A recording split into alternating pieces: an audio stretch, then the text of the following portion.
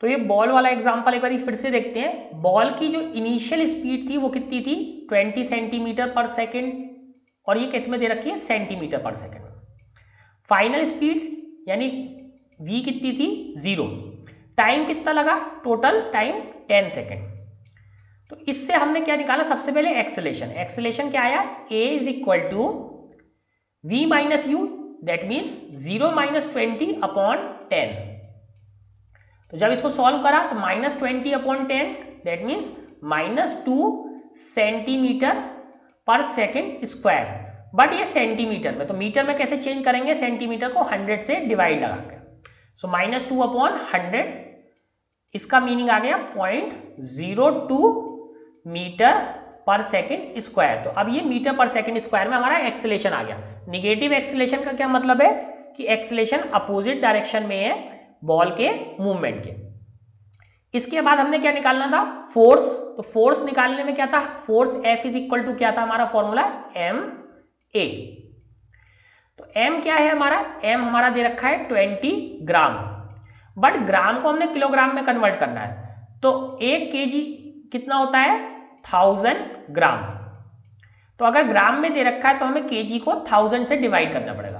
तो इसको किससे करा हमने डिवाइड, 1000 से डिवाइड कर दिया। तो 20 अपॉन 1000 करा तो किस में कन्वर्ट हो गया, kg, क्योंकि फोर्स का जो फॉर्मूला है हमारा वो किलोग्राम और मीटर पर सेकेंड स्क्वायर में। इसको डिवाइड करा, और फोर्स हमें किस में दे रखा था, हमें पहले सेंटीमीटर पर सेकेंड स्क्वायर में था, लेकिन हमने इसको पहले ही मीटर पर सेकेंड स्क्वायर में कन्वर्ट कर लिया है। तो -0.02 ये हमारा आ गया। इसको सॉल्व करते हैं, सबसे पहले सॉल्व करते हैं। तो इस 0.2 की जब 20 से मल्टीप्लाई करेंगे, 20 इंटू 2 40, तो इसका मतलब आ गया 0.40। अब इसकी 1000 से अगर हम डिवाइड करेंगे तो ये डेसिमल पॉइंट के बाद 1 2 3 0 लग जाएंगे। तो 3 0 लगा देते हैं, पहला 0, सेकंड 0, थर्ड 0, फिर 4, और ये किस में आएगा न्यूटन में, और ये कैसा है माइनस है। माइनस का मतलब क्या है कि ये फोर्स अपोजिट है, क्योंकि ये फ्रिक्शनल फोर्स है, तो ये बॉल के मूवमेंट का क्या करेगा, अपोज करेगा। तो इस तरीके से हमें टेबल का फ्रिक्शनल फोर्स मिल गया है। अब इसके बाद हम आते हैं थर्ड लॉ ऑफ मोशन में। तो हम पहले ही डिस्कस कर चुके हैं कि कितने लॉज ऑफ मोशन है, 3। तो अब हम आ गए थर्ड लॉ ऑफ मोशन पे। तो जो लास्ट लॉ ऑफ मोशन है तो उसे देखते हैं।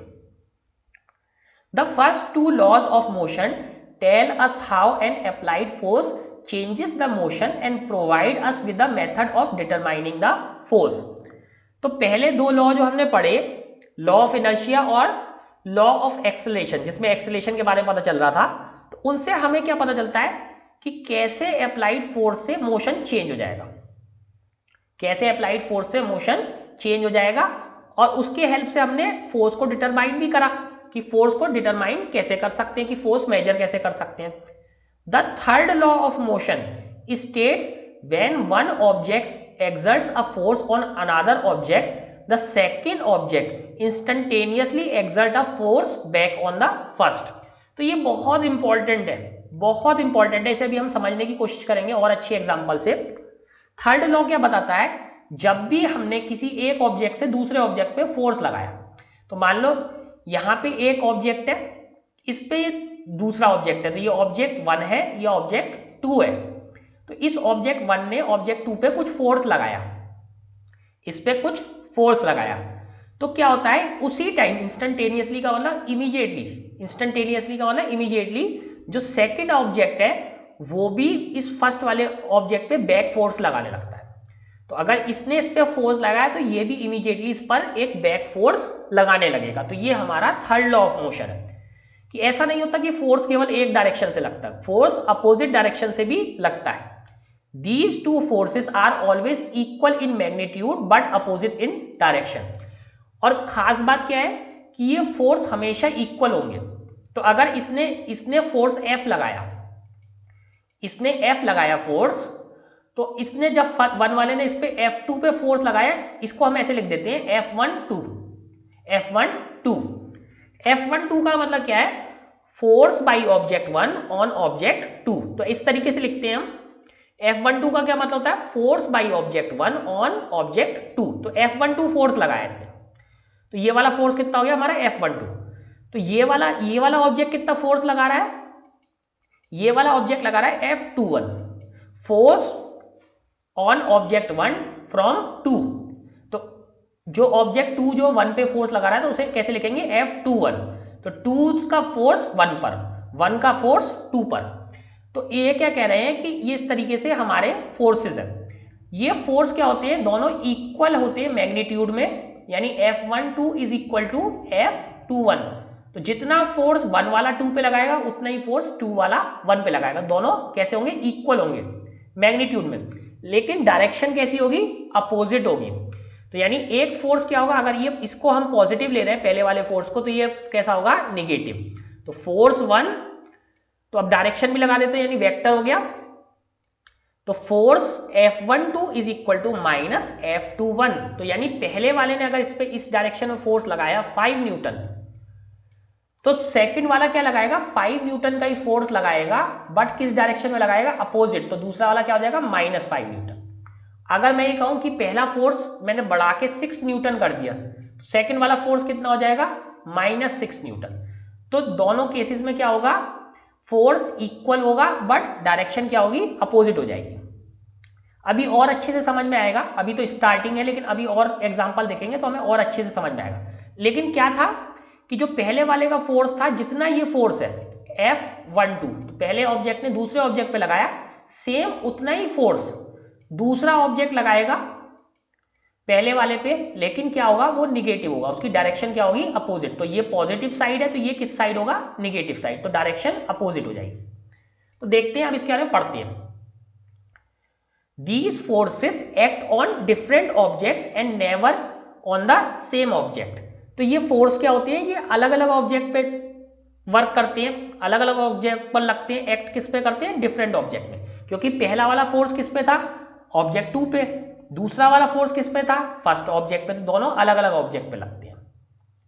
In the game of football sometimes we while looking at the football and trying to kick it with a greater force collide with the player of the opposite team, both feel hurt because each apply a force to the other। तो जैसे football आप लोगों में से खेली होगी किसी लोगों ने, तो फुटबॉल खेलते खेलते क्या होता है कि जब हम किक करने जाते हैं, किक करते हैं और वो बहुत जोर से किक करने की कोशिश कर रहे हैं, फुटबॉल को हम क्या कर रहे हैं, बहुत जोर से किक करने की कोशिश कर रहे हैं।